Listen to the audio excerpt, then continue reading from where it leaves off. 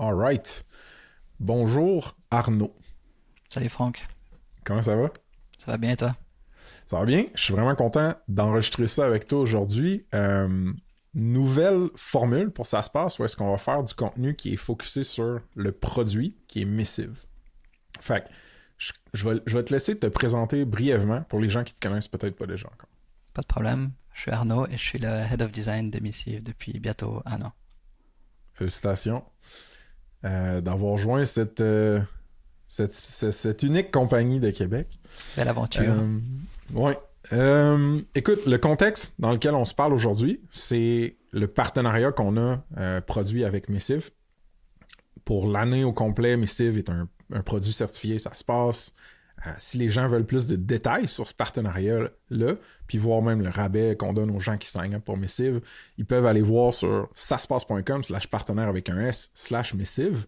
Et puis, si les gens veulent se faire raconter l'histoire de Phil, un des co-founders et de la startup Missive, l'épisode 60 et 64 du podcast, c'est les two parts que j'ai fait avec Phil qui sont super. Fait que, Arnaud, toi puis moi, on se connaît pas beaucoup encore. C'est dans les premières fois qu'on se jase pour de vrai. Fait que je te donne un mini background sur mon utilisation de Missive, puis on va pouvoir rentrer dans le produit après. Ça me va, je t'écoute. Par le passé, j'étais le CEO d'une petite SaaS, une petite startup de Québec qui s'appelle Snipcart. Snipcart, solution d'e-commerce pour développeurs web. On a fait un switch éventuellement à Missive pour gérer tout notre support. On était tanné du overhead financier, puis même des fois de UX qu'il y avait dans Intercom. Puis on savait qu'il y avait probablement quelque chose de beau à développer avec Missive par rapport à notre système de support. Ce qu'on s'est rendu compte juste rapidement, c'est que l'outil est beaucoup plus malléable que ce qu'on pensait. C'est vraiment un outil qui, oui, le cœur de l'outil, c'est les courriels, mais la valeur, c'est toutes les workflows, la manière que tu organises ton travail et ta communication en équipe autour. Fait que, long story short, on a développé un système de support client complet avec des tiers de priorité, des règles d'escalation. On avait une intégration custom avec notre base de données client où est-ce que dans le sidebar de Missive, on pouvait voir toute la metadata pertinente pour bien répondre, mettons, à un ticket puis aider un client. Fait qu'on roulait au complet tout notre support, puis on avait une startup qui était très support heavy là, avec Snipcart. C'est super flexible, mais tu peux faire tout plein d'affaires puis te planter plein de fois avec un outil flexible, donc ça créait beaucoup de support. Fait qu'on était des clients extrêmement satisfaits à ce niveau-là. Je suis encore un client extrêmement satisfait, mais je suis moins power user que je l'étais.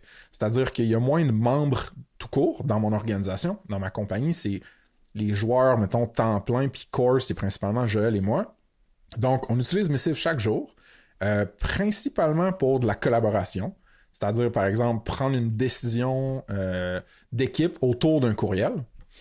Sinon, pour la délégation, fait que s'assigner des tâches, elle vers moi vers elle. Et puis pour l'admin, fait que automatiser, par exemple, des transferts de factures, la gestion des fichiers qu'on reçoit des différents studios, parce qu'on fait beaucoup d'enregistrements, et puis répondre à des tickets de support qu'on a dans Ça se passe aussi pour notre plateforme web. Fait que c'est comme ça mon background puis ma relation avec l'outil de Missive. Alors, ça fait-tu du sens? Ça fait bien du sens, ouais. Nice. Puis aujourd'hui, ce qui est cool, c'est que tu vas carrément share ton screen puis me montrer, non seulement à moi, mais à l'audience, les use cases de base là, qui sont de la valeur facile à aller chercher dans Missive. Ça ressemble à quoi? Comment que ça se fait? Mais tu vas aussi me montrer une coupe de fonctionnalités que j'ai pas nécessairement déjà utilisées puis que je pourrais utiliser avec Ça se passe. Make sense? C'est exact, ouais. Top notch. Fait que je te laisse partager ton écran, puis je vais te suggérer un peu les scénarios à couvrir, puis on va y aller comme ça à bonne franquette.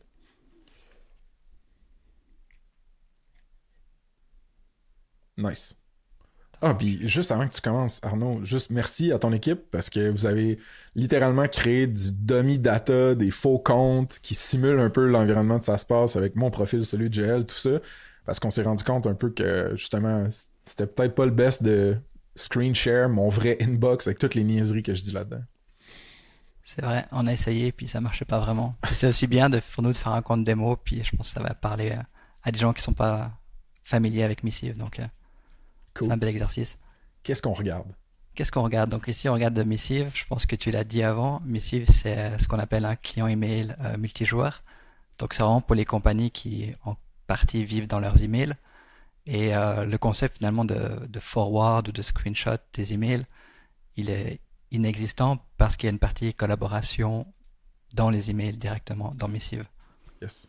Donc ici, on voit en fait ta inbox. Ta inbox, elle est composée de tes emails personnels, mais également les emails qui te sont assignés par d'autres membres de ton équipe Hmm.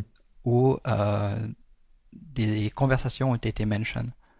Quand j'utilise le mot conversation, n'importe quel email est une conversation parce que tu peux communiquer dans un email. Et un peu plus bas dans ma sidebar, on peut voir que tu as des team space. Donc c'est aussi ça c'est des team inbox. Et ça c'est partagé de base.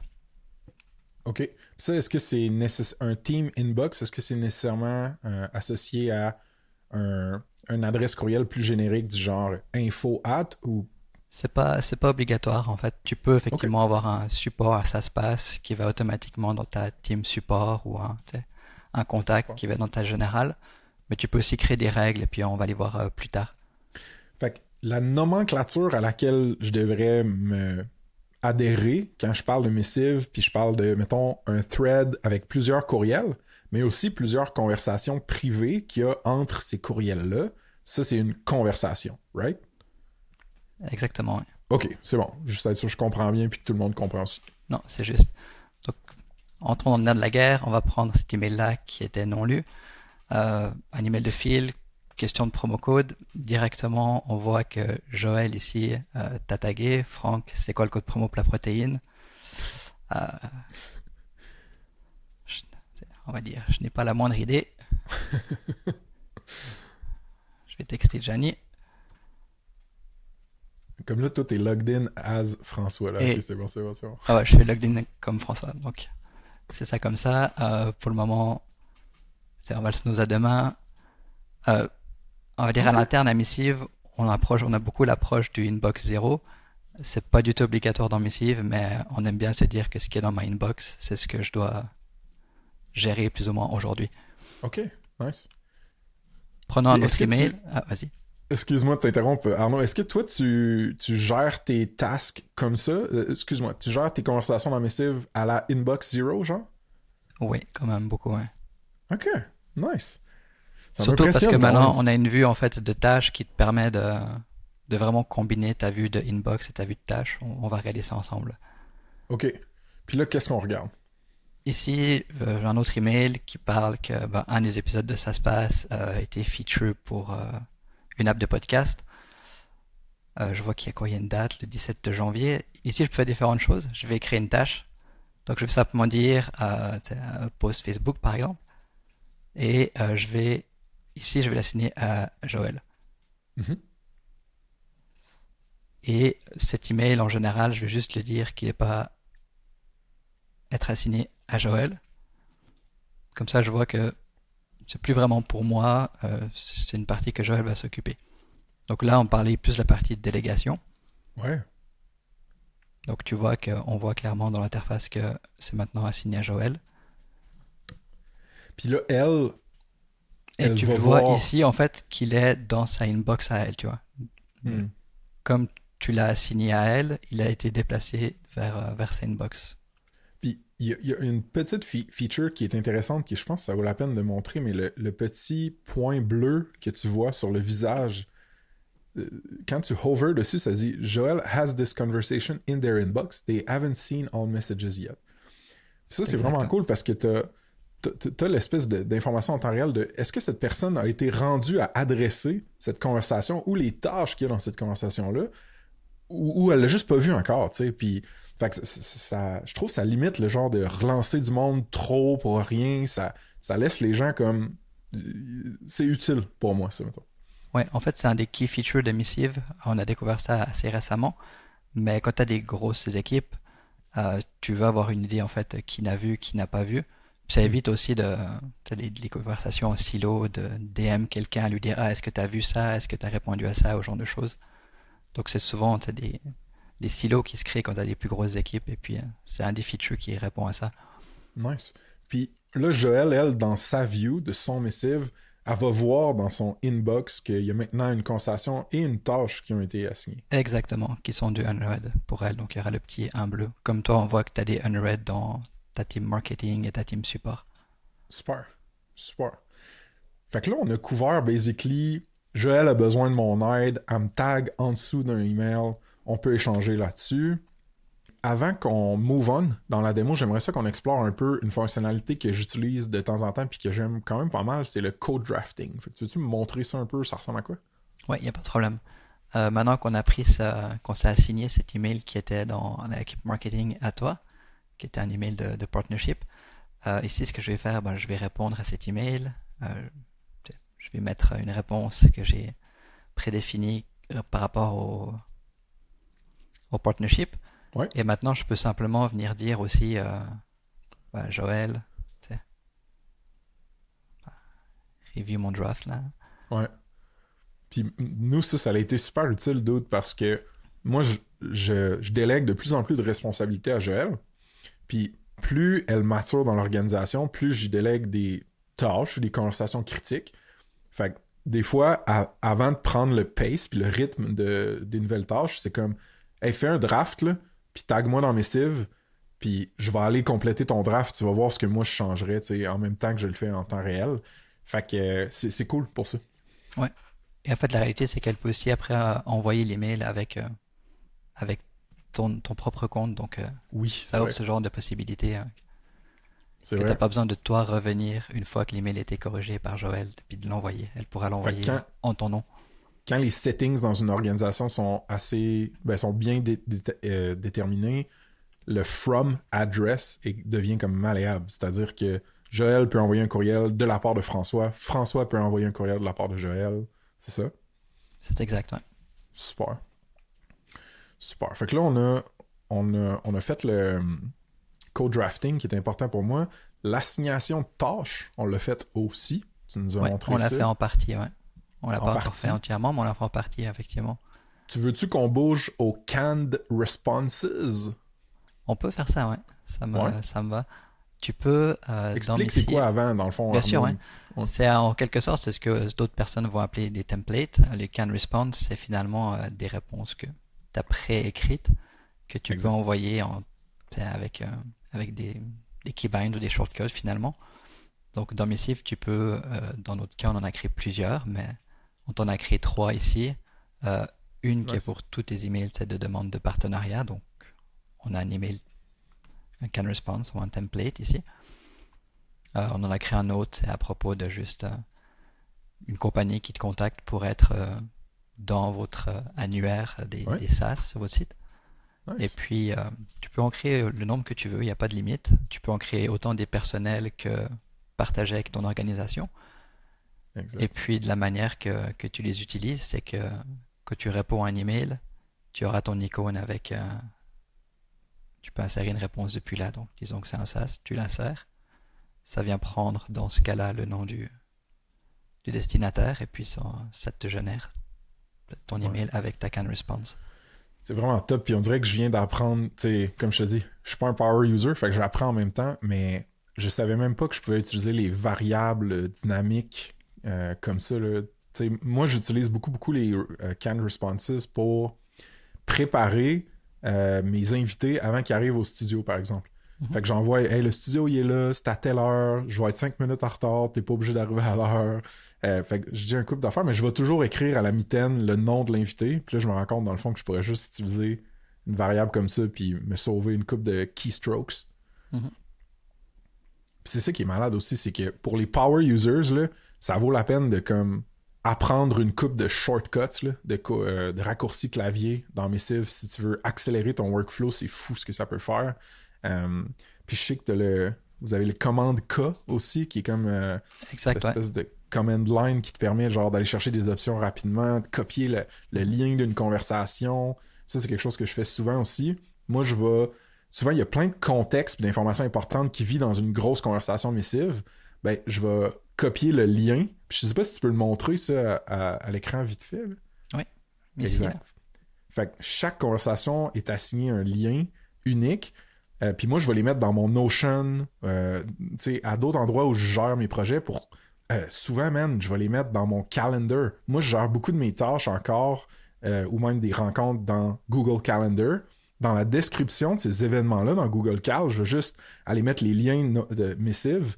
Fait que là, après ça, j'ai mon contexte direct, là, ça rouvre mon app missive, je suis dans la conversation, j'ai toutes les notes. Fait que ça j'aime bien ça. Non, ça marche bien. Mais aussi également les copier en différentes conversations dans Missive, là. Ça fait bien du sens, là. Ouais, parce que tu peux lier dans la conversation privée, là, le private comment qu'on voit dans ton UI, tu peux carrément paster le lien d'une conversation autre que celle-là, là, pour dire, hey, la référence est là aussi, tu sais, oubliez pas exact. ça. Tu vois, lui, c'est un guest qui est venu sur le podcast, je peux très bien le prendre. Je peux aller dans ma room marketing. Je peux dire, tu sais, Joël, potentiel candidat, mettre le lien. Ça me demande si je veux donner l'accès. Bah, je vais donner l'accès à Joël à l'email. Ouais, Et maintenant, bah, je vois que l'email est lié aussi. ici. Là. C'est un preview de ce qui peut se passer là. Puis ça, ben, écoute, t'as ouvert le screen, fait que je peux pas poser la question, mais ça, pour les gens, mettons, qui connaissent pas encore Missive, les rooms, c'est l'équivalent d'un endroit où tu peux chatter puis converser sans nécessairement passer par l'artefact de courriel, right? C'est exact, ouais. C'est comme j'expliquais avant, un email et une conversation. Il y a aussi des conversations qui n'ont pas d'email. Et c'est plus ou moins une rooms. C'est ça. Fait en pratique, en fait, t'as pas besoin d'un Slack ou un Teams si tu utilises les rooms comme il faut à l'intérieur de ta organisation. Ouais, c'est exact. Nice. En fait, chaque team, elle a une inbox, comme on a expliqué avant, elle a une vue de tâches, et puis elle a une rooms. Tu peux, quand tu crées une team, choisir s'il y a une room, s'il y a une inbox. Tu peux évidemment customiser de la manière que tu le veux. Ça fait que toi, tu sors pour communiquer avec ta team, là, tu sors basically jamais de missive, toi, mettons. Nous, on sort jamais de missive, non. C'est le seul outil qu'on utilise. Du gros dog fooding. Nice, man. C'est du gros dogfooding, ouais. Après, Missive, ça a toujours été construit pour être très flexible et puis ça répond à vraiment beaucoup de différents use cases. C'est aussi un des challenges quand on design Missive, c'est que tu peux pas dire solution A pour problème A finalement, tu vois. C'est vraiment, il y a beaucoup plus de systèmes. C'est la double lame, voyons, c'est à double edge sword. C'est double tranchant, ouais. Ouais, double tranchant. Ouais. Parce que l'horizontalité du produit fait qu'il est extrêmement flexible, mais ensuite, la découvrabilité de toutes ces fonctionnalités-là ou de comment l'utiliser, l'outil. Ouais, l'éducation est toujours un challenge. L'éducation, c'est bien dit. Merci. On fait quoi? Ça tente qu'on check l'intégration avec OpenAI un petit peu?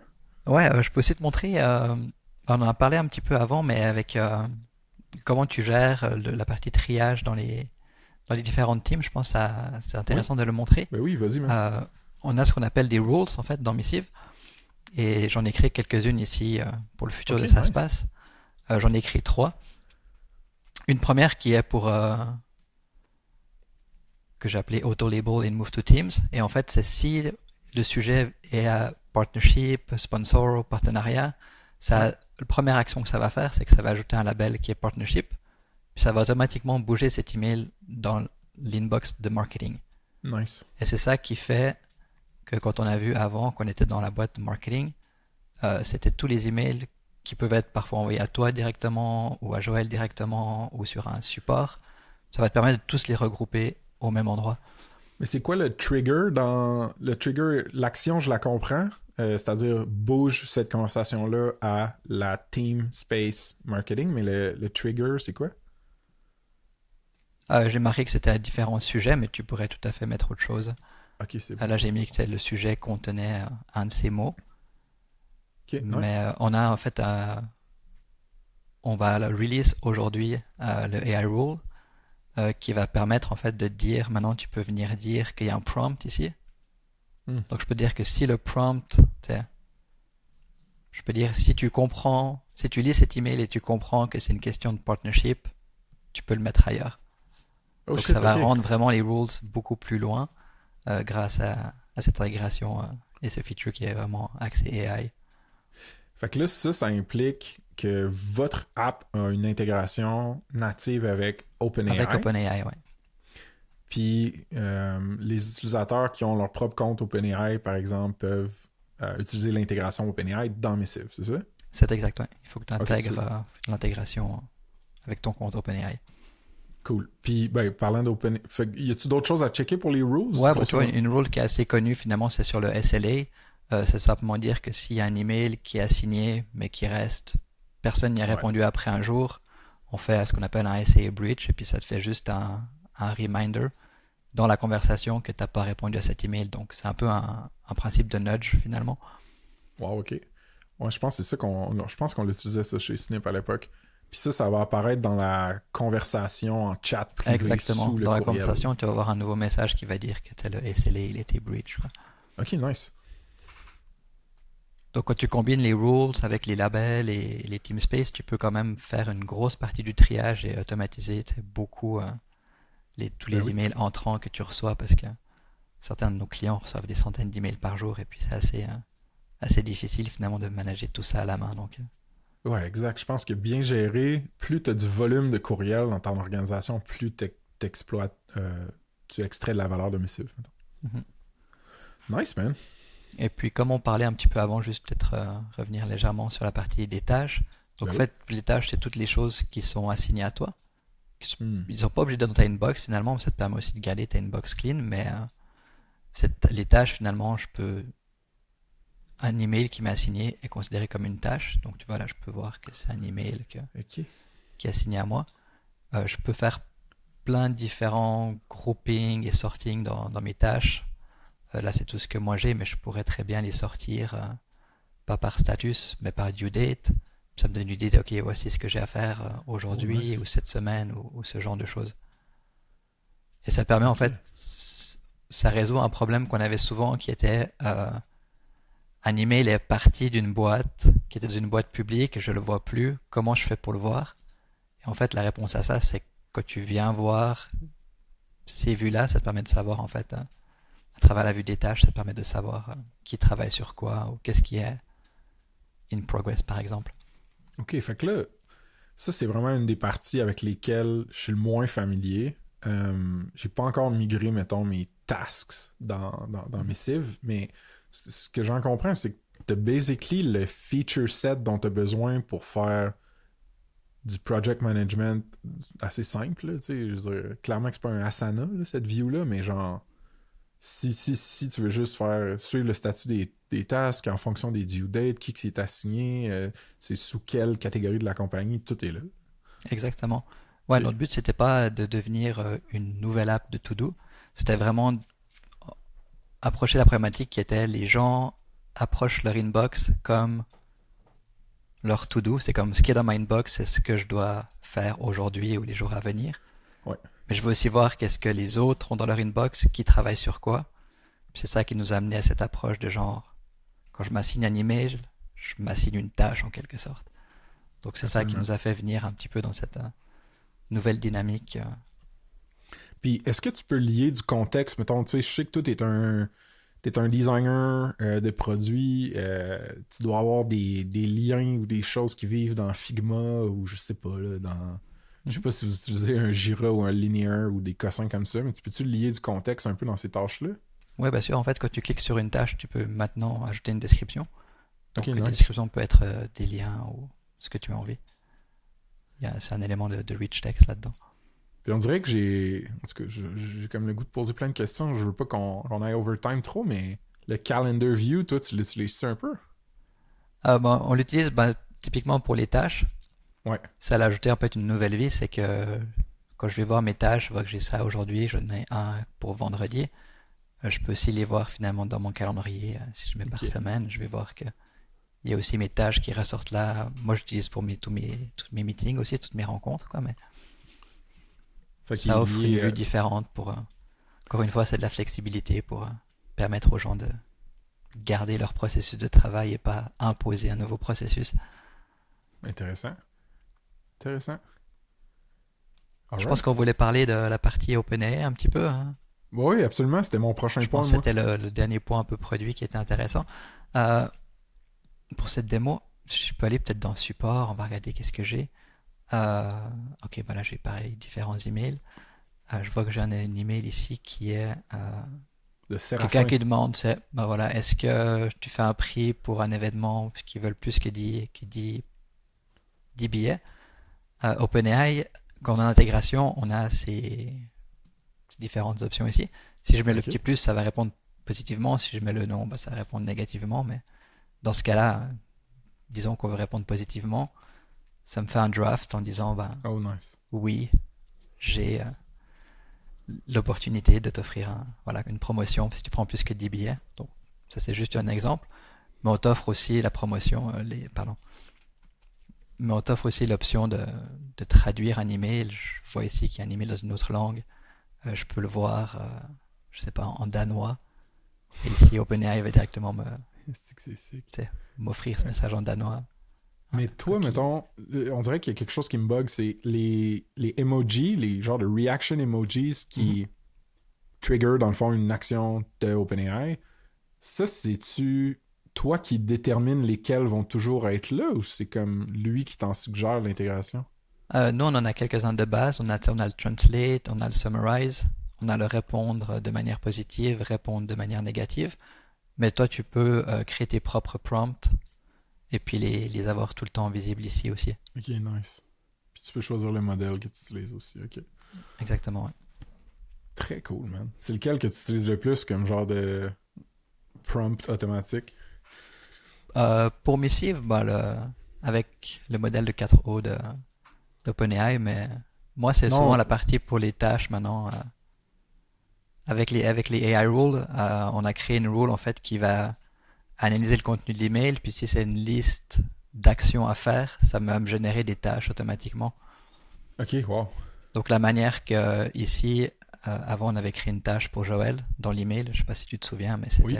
de créer le contenu marketing. Ça va automatiquement me générer deux trois tâches. Parce que Ok. souvent tu vas lire un email puis tu vas avoir des éléments qui découlent de ça, donc c'est une tâche qui devient automatisée grâce Très aux AI cool. rules. Très cool. Puis ça c'est-tu sorti ou ça sort bientôt, les Ça AI sort rules? demain, donc j'imagine que quand l'épisode sera disponible, Ouais, ça c'est sera bon. disponible pour tout le monde. Très On a cool. d'ailleurs un article de blog qui sort en même temps avec 10 exemples, enfin 10 templates finalement de rules intéressantes pour tout type de compagnie. Ah ben, on mettra ça dans la description de ce vidéo YouTube-là, 100%. Ça fait du Euh, sens, ça fait du sens.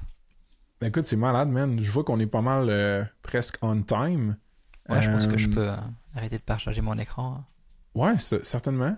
J'ai une petite question rapido, puis après ça, un petit call to action pour le monde qui écoute. Ma question, c'est